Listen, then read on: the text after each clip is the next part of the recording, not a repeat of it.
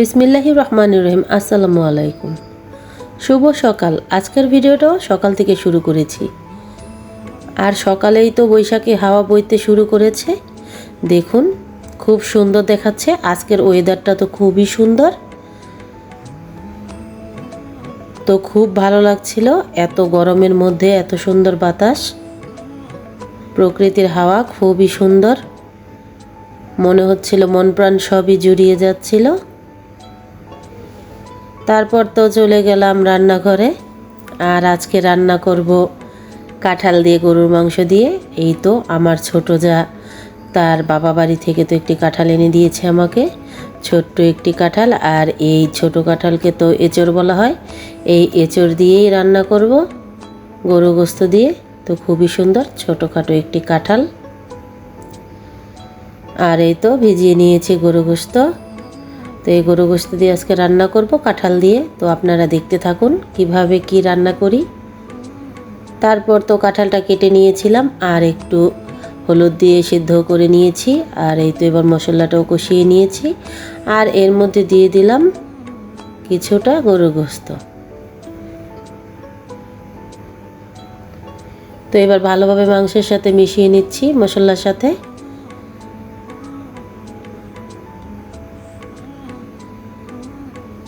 তারপরে তো কষানোটা হয়ে গেল, আর এই তো এর মধ্যে এবার কাঁঠালগুলো দিয়ে দিচ্ছি। আমি লবণ হলুদ দিয়ে সিদ্ধ করে নিয়েছিলাম এই কাঁঠাল। তো এই কাঁঠালটা এখন দিয়ে দিচ্ছি। তারপর তো ভালোভাবে মিশিয়ে নিব মশলার সাথে। তারপর তো এবার কাঁঠাল আর গরু গোস্ত একসাথে ভালোভাবে মিশিয়ে নিয়েছি, আর একটু কষিয়েও নিয়েছি।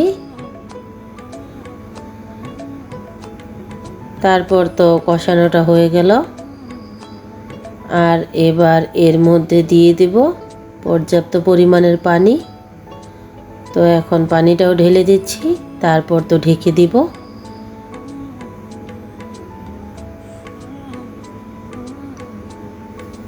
তারপর তো এবার ভালোভাবে একটু মিশিয়ে নিব পানি দেওয়ার পরে, আর ঢাকনা দিয়ে ঢেকেও দিব।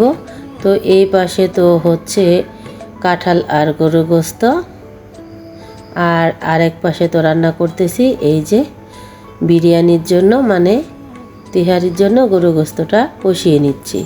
তো এর আগেও আমি এই রেসিপিটা দেখিয়েছি, তার জন্য পুরোটা দেখালাম না। তো এখানে আলু দিয়ে ভালোভাবে কষানো হয়ে গেছে তেহারির গোস্তটা। তো বাচ্চারা তো একটু তেহারি রান্না করতে বলেছিল ঠান্ডা ঠান্ডা ওয়েদার দেখে, তার জন্য আমি তো তেহারি রান্না করব এখানে। গরু গোস্তটা তো কষানো হয়ে গেল, তারপর এদিকে এঁচড়ের সাথে গরুর গোস্তটা হয়ে গেল। সিমির বাবা তো এই গরমের মধ্যে খাবে না তেহারি, তার জন্য একটু গরু গোস্ত দিয়ে আর এঁচড় দিয়ে রান্না করলাম। আর দেখুন এখানে বোঝাই যাচ্ছে না কোনটা গরু গোস্ত কোনটা কাঁঠাল। আর এই রান্নাটা দেখতেও যেমন সুন্দর, খেতেও খুব মজার। আপনারা রান্না করে খাবেন। তারপর তো আমার এই তেহারি রান্নাটাও শেষ হয়ে গেল। এই তো ফাইনাল লুক। তারপর আমি একটু দমে বসিয়ে দিয়েছি। তো আমার রান্নাটা তো কমপ্লিট হয়ে গেল। এবার বারান্দায় এসেছি। দেখুন সেবামণির তো জ্বর এসেছে, ও চুপ করে বসে রয়েছে। ও খুবই দুষ্ট, তো এখন আর দুষ্টুমি করছে না। আর এখনকার জ্বর তো অনেক খারাপ, এত ওষুধ খাওয়ানো হচ্ছে তারপরও জ্বরটা ছাড়তেছে না। আপনারা সবাই দোয়া করবেন সেবামণির জন্য, ও যেন সুস্থ হয়ে যায়। তারপরে তো আল্লাহর রহমতের বৃষ্টি নেমে পড়লো, আর খুবই ঠান্ডা ঠান্ডা ওয়েদার, খুব ভালো লাগছিল। এত গরমের মধ্যে কয়েকটা দিন এত গরম গেল, তারপরে ঠান্ডা ঠান্ডা বৃষ্টি, ঠান্ডা ঠান্ডা বাতাস বইছিল, আর আল্লাহর রহমতের বৃষ্টি খুব ভালো লাগছিল। দেখতেও যেমন ভালো লাগছিল, আর মনেও খুব শান্তি লাগছিল। তারপর তো দুপুরে সব কাজ শেষ করে গোসল করে নামাজ পড়ে আমরা চলে এসেছি। আর এই তো আমরা তিহারিটা একটু বেড়ে নিয়েছি, সবাই এখন আমরা খাওয়া দাওয়া করব। তারপর তো একে একে বসে পড়লাম সবাই। সারামণি হাত দিয়ে খাচ্ছে, সিম্মি আর সারা একসাথে। তো আলহামদুলিল্লাহ খুবই ভালো হয়েছিল তেহারিটা, গরু গোস্তের তেহারি। আর এই তো শেফামণি তো জ্বর এসেছে, ও তো হাত দিয়ে খাবে না, বলছিল আমাকে খাইয়ে দাও, তো আমি ওকে একটু একটু করে খাইয়ে দিচ্ছি। আরও তো কিছুই খাইতে চাইতেছে না এই জ্বরের মধ্যে, তাই তো ওকে আমি খাইয়ে দিচ্ছি। তো শেফা বলেছিল মা খুব ভালো হয়েছে তেহারিটা।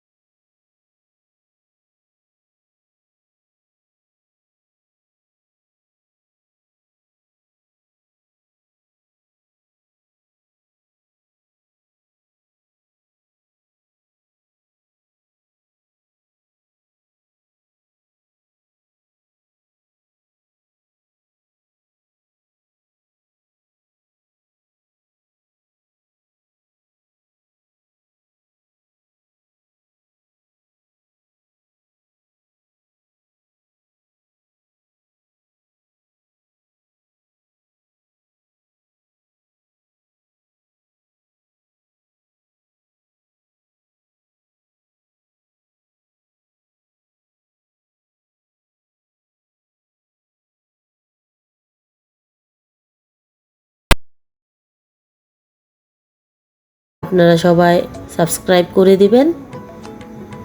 তো বিদায় নিচ্ছি আজকে এই পর্যন্তই। আল্লাহ হাফেজ।